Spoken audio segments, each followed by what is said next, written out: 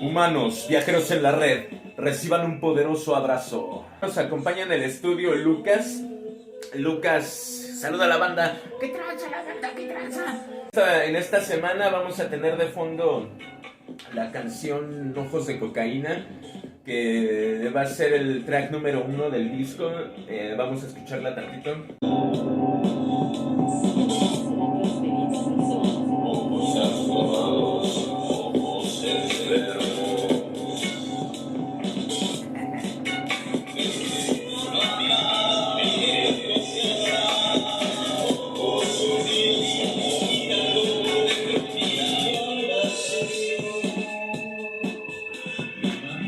Vamos a hablar un poco acerca de las reformas que se han hecho en este gobierno, reformas a la Constitución, las reformas que no se han aplicado y el por qué, y también todas las reformas que se hicieron a la Constitución durante el periodo neoliberal, estas reformas que le hicieron mucho daño al país, ¿verdad? Y al pueblo.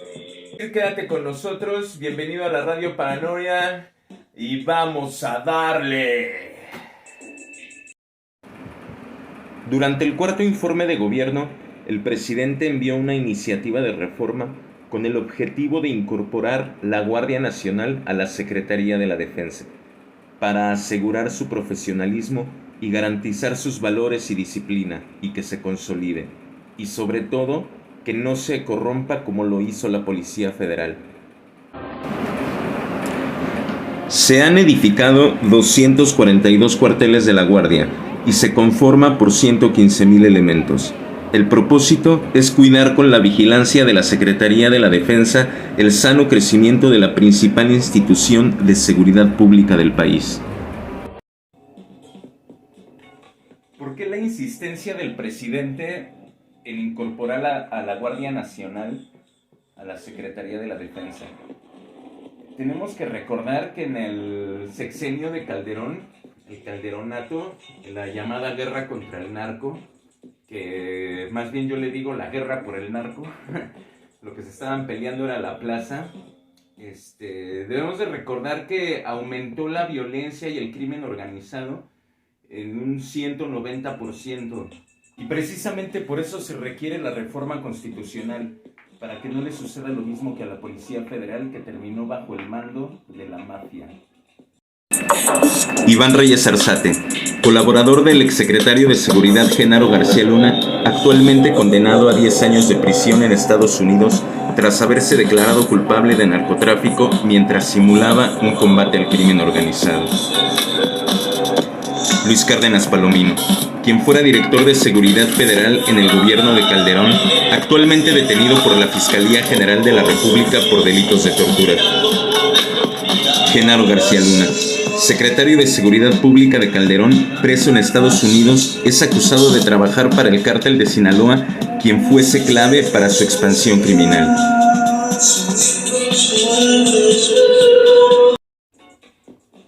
El día de ayer se retiró la propuesta del Senado. Lo que debemos de entender es que Morena y sus aliados, el Partido del Trabajo y el Partido Verde, cuentan solo con la mayoría simple. Esto quiere decir la mitad más uno. Lo que se requiere para hacer reformas a la Constitución es la mayoría calificada. Esto significa tener 2/3 partes a favor. Veamos qué nos dice el senador Ricardo Monreal en una entrevista que le realizó Nacho Rodríguez, el Chapucero. Y al final se retira la propuesta. Y muchos te lo achacan a ti, ¿no? ¿Tú qué opinas cuando ves este tipo de opiniones? Que no le saben.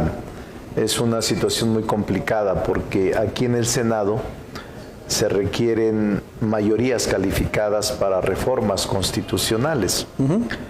Y Morena solo tiene 60 y necesitamos 85. Dices esto, pero en la más reciente votación de lo de la Guardia Nacional, de las reformas a las leyes secundarias, tú votaste en abstención y eso también fue muy comentado y criticado. Lo siento mucho. ¿Por qué lo hiciste? Por congruencia, soy maestro universitario. Pero, ¿congruencia de qué? Constitucional, Nacho. No puedes modificar una ley ordinaria sin haber modificado la Constitución. Lo cierto es que Morena tiene la mayoría simple y con eso han logrado reformar el marco legal. Hasta ahorita la oposición se ha declarado en moratoria constitucional. Esto quiere decir que abiertamente ya dijeron que no va a pasar ninguna de las reformas de AMLO. Así echaron para atrás la reforma eléctrica. Solo que Andrés Manuel, como buen estratega, logró sacarles el tiro por la culata, pasando la reforma primero por el Poder Judicial para que la declararan constitucional y ya poder llevar a cabo todas las acciones legales en contra del saqueo que estaban llevando a cabo las empresas privadas. Pero aquí les voy a leer un poco las reformas que se le han hecho al marco legal hasta ahorita, que sí han pasado solo con la mayoría simple, me parece. No sé, bueno, han de haber construido también mayorías calificadas y así, ¿verdad? Se aprobó la ley reglamentaria para aplicar en los 3 poderes el artículo 127 de la Constitución, que señala que ningún funcionario puede ganar más que el presidente. Se elaboró el proyecto de reforma para terminar con los privilegios, el cual incluye modificar el artículo 108 de la Constitución para agregar que puede ser juzgado el presidente en funciones por delitos del fuero común, de corrupción, la reforma a la ley para considerar delitos graves y sin derecho a la libertad bajo fianza, la corrupción, el robo de combustibles, el fraude electoral en cualquiera de sus modalidades. Elaborar en su momento la ley de ingresos y del presupuesto bajo la responsabilidad de la Secretaría de Hacienda. Se reformó la ley correspondiente para trasladar al Estado Mayor Presidencial a la Secretaría de la Defensa. Se revirtió el reciente decreto de Peña Nieto de privatizar el agua. Se revocaron las leyes de la mal llamada reforma educativa de Enrique Peña Nieto. Se estableció en el artículo 3 el derecho a la educación gratuita en todos los niveles escolares. Esto quiere decir hasta niveles superiores. Anteriormente solamente era la educación básica. Con el propósito de hacer valer la democracia participativa, se estableció en la ley el procedimiento, el mecanismo para la revocación de mandato, asimismo todos los procedimientos de consulta ciudadana. Se llevó a cabo la reforma para aumentar el salario mínimo, en la frontera al doble y en lo general un porcentaje que se llevará a cabo en conformidad con el proyecto que se aplicará y que estará a cargo la Secretaría de Economía. Se llevó a cabo cambios en las leyes, reglamentos, decretos y acuerdos para ajustar la estructura administrativa del gobierno al plan de austeridad republicana. Asimismo, se elevó a rango constitucional los programas del bienestar. Los programas del bienestar, que son las becas para los estudiantes, becas para niños y adultos discapacitados también ahora, la pensión para adultos mayores, otros programas como Sembrando Vida, y asimismo se elevó a rango constitucional y se creó el Sistema Nacional de Salud Pública para el Bienestar, el INSABI. Esto quiere decir que ya todos somos derechohabientes del Seguro Social. Claro que en ese tema todavía falta mucho por trabajar, ya que el sistema de salud lo entregaron los anteriores presidentes hecho pedazos, prácticamente en la ruina, y este gobierno ha hecho un esfuerzo muy grande por levantarlo. Esto se trata de un triunfo histórico para la sociedad mexicana. Significa un avance sin precedentes, reconocimiento de los derechos humanos. Y esto es un poco a grandes rasgos lo que el presidente de la República ha hecho a favor de la sociedad mexicana, a favor del país. Claro que no se hubiese logrado sin la participación de los diputados y senadores de Morena, básicamente, de la coalición Juntos Haremos Historia, y en su momento senadores y diputados de oposición que han votado a favor, por ejemplo, como lo del INSABI y elevar a rango constitucional algunos de los programas y todos. Obviamente el PAN son de los que siempre han votado en contra de todo. Ellos incluso son bien mentirosos, ¿no? Ya como dice Andrés Manuel, su característica de la oposición es la hipocresía, ¿verdad? Son bien doble moral, bien doble cara. Demagogos salen diciendo no, que nosotros apoyamos y que los mexicanos y que la sociedad y ni es cierto nada de eso, ¿no? Es pura demagogia. Lo cierto es que siempre han votado en contra de las reformas de Andrés Manuel. Andrés Manuel jamás ha hecho nada por decreto, que bien podría hacer cosas por decreto, ¿no? Yo soy de la opinión que ni debería de preguntarles, ¿no? Debería de usar el poder conferido por el pueblo, ¿sí o no, Luquitas? A huevo, a huevo. A huevo que sí, o sea, el presidente obtuvo 35, 40 millones de votos por lo bajo. Y lo cierto es que bien podría de un plumazo reformar toda la Constitución, poner y quitar jueces y magistrados.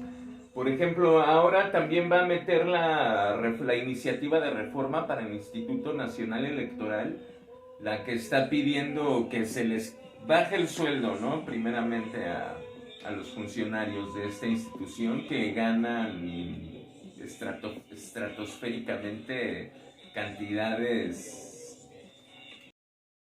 estratosféricas, valga la redundancia, y no sé, pues, podría hacer lo que quisiera. Él tiene todo el apoyo, es el primer mandatario de la nación, democráticamente votado por el pueblo, tiene todo el apoyo del pueblo, es el comandante supremo de las Fuerzas Armadas, tiene 7 billones de presupuesto, es prácticamente la persona, bueno, pues es la persona más poderosa del país, si no es que de América Latina, y por lo visto su poder está pesando también en América del Norte bastante.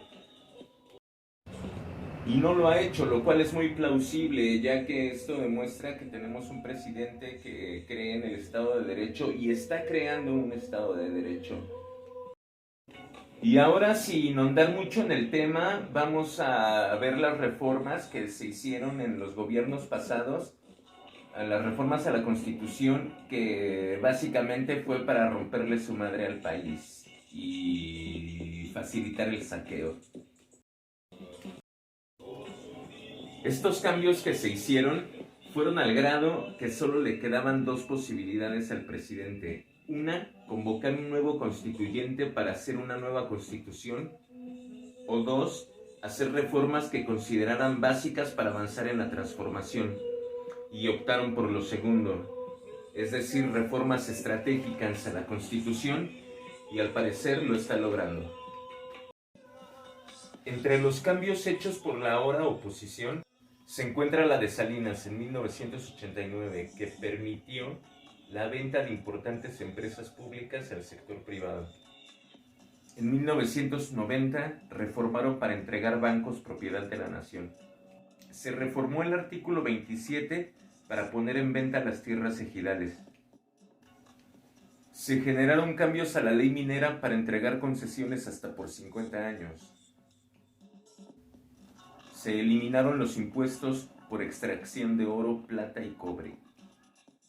Con ello, en 36 años se concesionó el 45% del territorio nacional.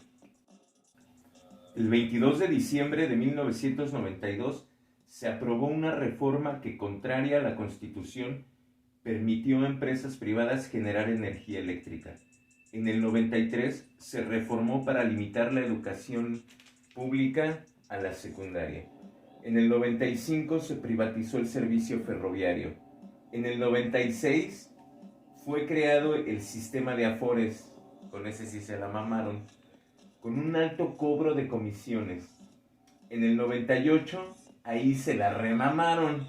Los diputados del PRIAN aprobaron el FOBAPROA, que convirtió las deudas privadas en deuda pública. Esta deuda rebasa el 1.200.000.000.000 de pesos. No, el 1.200.000.000.000 de pesos. ¿Sí lo escucharon bien? El 1.200.000.000.000 de pesos. A la fecha se han pagado 800.000.000.000 de pesos en puros intereses. En el 2015, Fox reforma la ley del ISR para diferir el pago de impuestos. En el 2007 se modificó la ley del ISSSTE que entregó la administración de las pensiones a los banqueros. En el 2008 se reforma para entregar contratos para la explotación del petróleo hasta por 25 años. Este fue el genocida de Calderón, que también aumentó el IVA al 16% y el ISR en un 30%. En el 2012, Enrique Peña Nieto y el PRIAN firman el llamado Pacto por México. Dio la subcontratación. Se aprobó la mal llamada reforma educativa y demás reformas estructurales como la eléctrica. Y bueno, la lista es más larga, pero ahora se presenta solo para que podamos darnos cuenta de cómo era la vida legislativa en el prianato. Todas las reformas, absolutamente todas las reformas pasaban a base de los moches. Y esto es lo que quiere la oposición. Quieren seguir conservando sus privilegios y que el presidente de la República se moche con ellos. Pero ¿saben qué? Lo que diga mi dedito. Humanos viajeros, pues esto es todo por hoy. Muchas gracias por acompañarme. No me despido sin antes invitarte a que me sigas, te suscribas, le des like, compartas y nos ayudes a llegar a más personas. Y recuerda, sintoniza 20 pesos, tu radio, paranoia, paranoia, paranoia.